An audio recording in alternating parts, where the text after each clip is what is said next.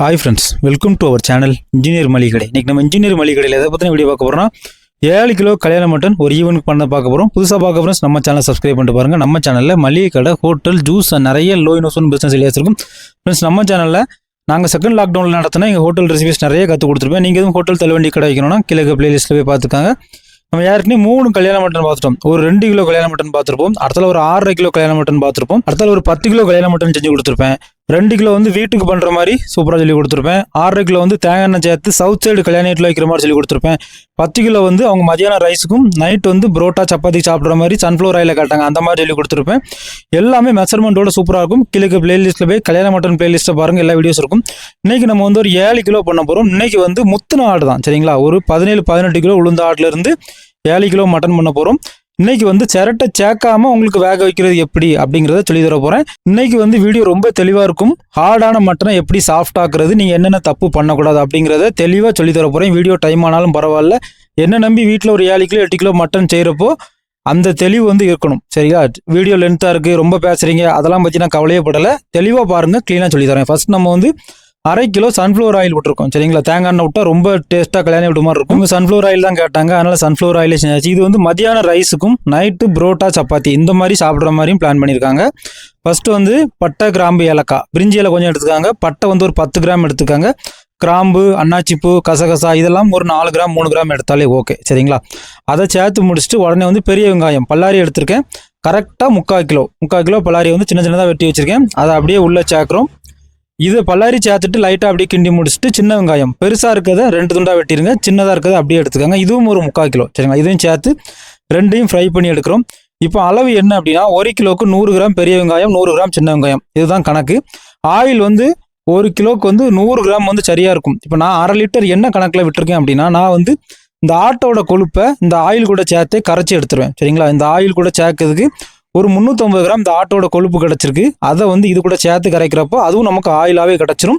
இப்போ நம்ம டேரெக்டாக நான் இப்போ ஒரு 3/4 லிட்டர் ஆயில் ஊற்றி திரும்ப கொழுப்பு சேர்த்து கரைக்கிறப்போ ஆயிலாக நிறைய மிதந்துடும். அதனால ஆயிலை குறைச்சிக்கிடுறது பெஸ்ட்டு, சரிங்களா? இந்த ஆட்டில் உங்களுக்கு வெட்டி வரப்போ கொழுப்பு உள்ளே கிடக்கும் பார்த்துக்காங்க. அந்த கொழுப்பை ஃபஸ்ட்டே பிரித்து தனியாக வாஷ் பண்ணி வச்சுக்காங்க. கொழுப்பு இந்த டைமில் போடுறப்போ கரையும், நீங்கள் மட்டனோட போடுறப்போ கரையாது, சரிங்களா? இந்த டைமே போட்டு கொழுப்பை வந்து கரைச்சி எடுக்கணும். இப்போ நம்ம வந்து கொஞ்சம் உப்பு சேர்க்க போகிறோம். உப்பு இந்த டைமில் சேர்த்தா வெங்காயம் வந்து நல்லா ஃப்ரை ஆகி வரதுக்கு வந்து சூப்பராக இருக்கும். ஒரு கை உப்பு, 40 கிராம் உப்பு சேர்த்துருக்கேன். நான்வெஜ் வந்து 1 கிலோவுக்கு 20 கிராம் உப்பு தேவைப்படும். நமக்கு வந்து 7 கிலோ 140 கிராம் உப்பு தேவைப்படும். இப்போ நம்ம ஃபர்ஸ்ட் டைம் நம்ம வந்து 1 கை சேர்த்தாச்சு. இதை சேர்த்து நல்லா கிண்டி நல்லா மிக்ஸ் பண்ணி விட்றோம். இந்த டைம் நம்ம வந்து பச்சை மிளகா சேர்க்க போகிறோம். ஒரு 50 கிராம் இல்லைனா ஒரு 10லேருந்து 15 பச்சை மிளகாவை நடுவில் கீறி அப்படி இது கூட சேர்த்து நல்லா மிக்ஸ் பண்ணி எடுக்கிறோம்.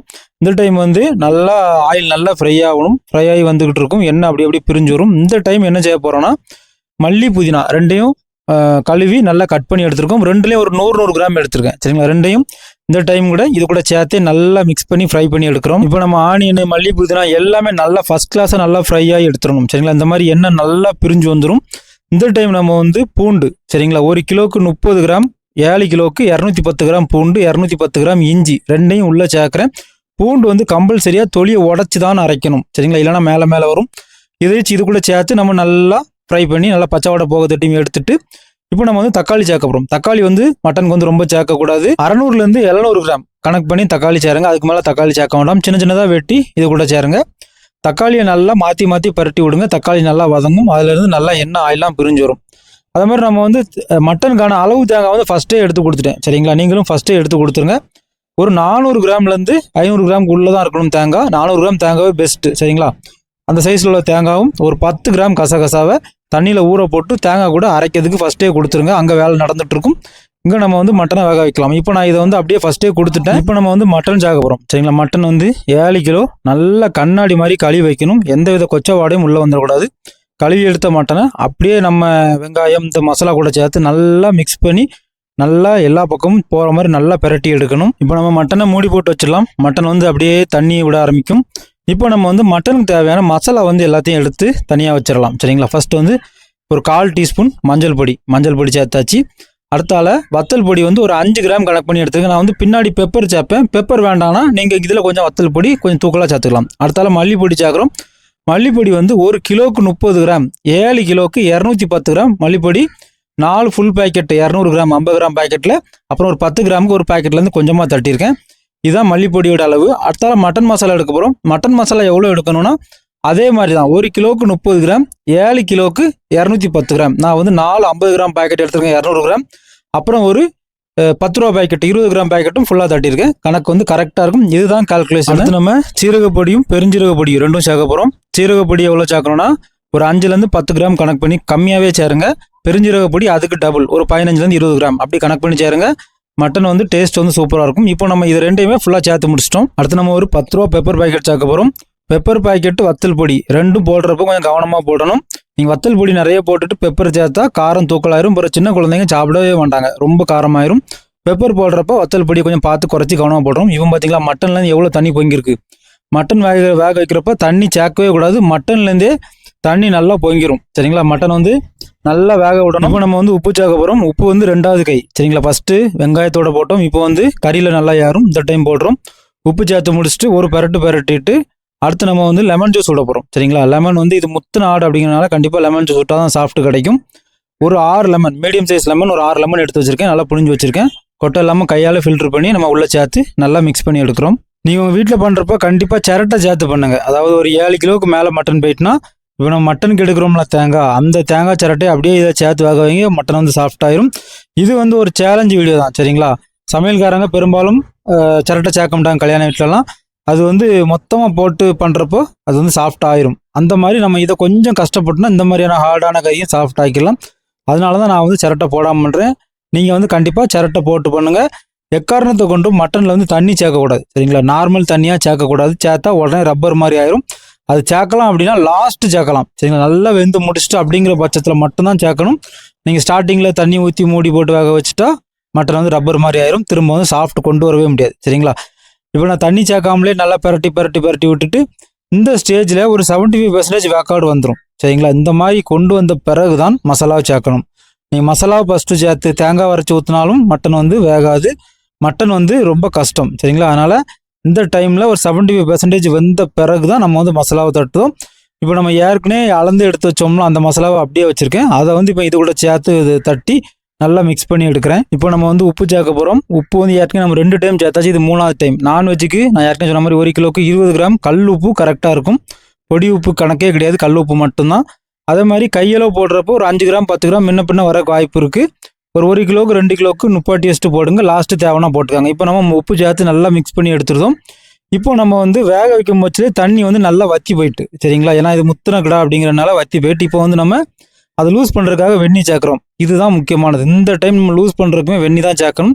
பச்சை தண்ணியாக சேர்த்தா சாஃப்டான மட்டன் கூட திரும்ப ஹார்டாயிரும். அதனால தான் நான் திரும்ப சொல்லுதேன், பச்சை தண்ணி எடுக்கவே கூடாது, வெந்நியாக சேர்த்து லூஸ் பண்ணிக்கிடணும். இப்போ இதை நம்ம நல்லா மிக்ஸ் பண்ணி முடிச்சுட்டு இந்த டைம் நம்ம வந்து உருளைக்கிழங்கு சேர்க்க போகிறோம். ஒரு 3/4 கிலோ உருளைக்கிழங்க தொலியை நல்லா சீவிட்டு இதில் சேர்க்குறோம்.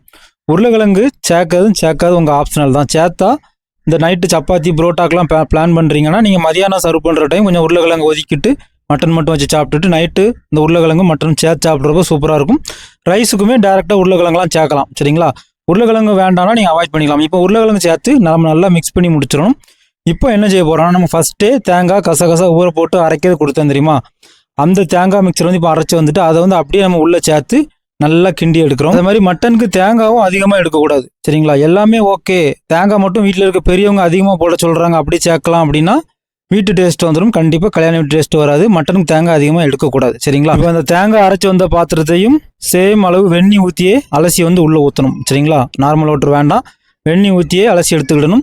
இந்த டைம் வந்து நீங்கள் வந்து கிரேவியை வந்து உங்களுக்கு ஏற்ற மாதிரி லூஸ் பண்ணிக்கிடலாம். இப்போ வந்து நல்லா சுக்கா மாதிரி நல்லா திக்காக இருக்குது பார்த்தீங்களா. இப்போ வந்து தேங்காய் வேக விடுறதுக்கும் அந்த உருளைக்கிழங்கு வேகிறதுக்கும் கொஞ்சம் மட்டும் டைம் எடுக்கும். ஒரு 5-10 நிமிஷம் தான் ஆகும். உருளைக்கிழங்கு எதுக்கு லாஸ்ட்டு சேர்க்குறேன் அப்படின்னா ஃபஸ்ட்டு சேர்த்தா ஒரு உருளைக்கிழங்கு கூட மெஞ்சாது, எல்லாம் கரைஞ்சி போயிடும். இந்த டைம் சேர்த்தா உருளைக்கிழங்குலாம் முழுசாக இருக்கும். சாப்பிட்றப்போ ஒன்று சாப்பிட்றதுக்கும் சூப்பராக இருக்கும். இந்த மாதிரி லூஸ் பண்ணிவிட்டு இப்போ நம்ம மூடி போட்டு அப்படியே வேக வைக்கணும். தண்ணி வேணா கூட வெந்நியாக கூட கொஞ்சம் சேர்த்துக்கிடலாம். சரிங்களா, சேர்த்துக்கிட்டு நம்ம மூடி போட்டு வேக வைக்கப்போ அரைச்சி ஊற்றின தேங்காயும் உருளைக்கிழங்கும் வேகிறதுக்கு வந்து சரியாக இருக்கும். மூடி போட்டு வேக வைக்கிறப்போ ஃப்ளேம் வந்து லைட்டாக குறைச்சிக்காங்க. இப்போ நமக்கு வந்து லாஸ்ட் வந்து ஆயில் வந்து நல்லா பிரிஞ்சு வந்துடும். சரிங்களா, மசாலா தனியாக ஆயில் தனியாக சூப்பராக பிரிஞ்சு வந்துடும். இந்த டைம் நம்ம மட்டனோட சாஃப்ட்டை எடுத்து பாருங்கள். உங்களுக்கு சாஃப்ட் வந்து தெரியும், இந்தளவு சாஃப்ட் போதுமா அப்படிங்கிறத எடுத்து பாருங்கள். இன்னும் சாஃப்ட் வேணும்னா கொஞ்சம் வெந்நீர் சேர்த்து கூட வேக வைக்கலாம். சரிங்களா, இப்போ நம்ம மட்டன் வந்து எவ்வளோ சாஃப்டாக வந்திருக்கு அப்படிங்கிறத காமிக்கிறேன். இந்த மாதிரி எடுத்துக்காங்க. ஒரு சின்ன கரண்டியில் எடுத்து கொஞ்சம் தண்ணி வச்சுக்காங்க. தண்ணிக்குள்ளே போட்டுட்டு அதை அப்படியே பிச்சு பாருங்க, அந்த சாஃப்ட் வந்து அப்படியே தெரியும். நீங்களே பாருங்க நம்ம கல்யாண மட்டன் வந்து எந்த அளவு சாஃப்டா இருக்குன்னு பாருங்க. இந்த இடத்துல உங்களுக்கு சாஃப்ட் வந்து வந்துடணும். அப்படி இல்லைன்னா கொஞ்சம் வெந்நி சேர்த்து கூட வேக வைங்க. ஸ்டார்டிங்லேருந்தே நீங்கள் எந்த மிஸ்டேக்கும் பண்ணலாம். இந்த இடத்துல உங்களுக்கு சாஃப்ட் வந்து நீங்கள் சூப்பராக கொண்டு வந்துடலாம். ஓகே ஃப்ரெண்ட்ஸ், இது வந்து எவ்வளோ பேர் சாப்பிடலாம்? நிறைய வீடியோவில் எல்லாரும் கேட்குற கேள்வி. இது வந்து நீங்கள் உங்கள் வீட்டில் இஷ்டம் போல் ஒரு கரண்டி 2 கரண்டி அப்படி வச்சு ஃபங்க்ஷனாக கொண்டாடுறீங்கன்னா ஒரு 50 பேருக்கு இது சரியாக இருக்கும். ஒரு ஃபங்க்ஷனில் ஒரு கரண்டி மட்டும் வைக்கணும்னா ஒரு 75லேருந்து 100 பேர் வரை மேக்ஸிமம் மேனேஜ் பண்ணலாம். சரிங்களா? கல்யாண வீட்டில் வைக்கிற மாதிரி ஒவ்வொரு கரண்டி வச்சுட்டு போனால் அப்படி மேனேஜ் பண்ணலாம். ஃபங்க்ஷனுக்கு வைக்கிறதா இருந்தால் கொஞ்சம் வெந்நி சேர்த்து லூஸ் பண்ணிக்காங்க, உங்களுக்கு பந்தியில் வைக்கிறதுக்கு வசதியாக இருக்கும். ஓகே ஃப்ரெண்ட்ஸ், உங்களுக்கு இந்த வீடியோ ரொம்ப யூஸ்ஃபுல்லாக இருக்கும் நான் நினைக்கிறேன். உங்கள் வீட்டில் வர ஃபங்க்ஷன் விசேஷங்களுக்கு நம்ம கல்யாண மட்டன் ட்ரை பண்ணுங்க. 1 கிலோலேருந்து எத்தனை கிலோ வரனாலும் பண்ணலாம். இதுதான் மெஷர்மெண்ட், இதுதான் டெக்னிக், இதுதான் டிப்ஸ். கண்டிப்பாக ட்ரை பண்ணி பார்த்துட்டு எனக்கு கமெண்ட் பண்ணுங்க. கமெண்ட்காக வெயிட் பண்ணுவேன். ஃப்ரெண்ட்ஸ் அண்ட் ஃபேமிலிக்கு ஷேர் பண்ணுங்க. அவங்க வீட்டில் வர ஃபங்க்ஷனுக்கும் இந்த வீடியோ ரொம்ப பிரோஜனமாக இருக்கும். தேங்க்யூ ஃபார் வாட்சிங் இன்ஜினியர் மளிகை கடை. மீண்டும் ஒரு தொழில் மற்றும் ஒரு பயனுள்ள வீடியோவில் சந்திக்கலாம்.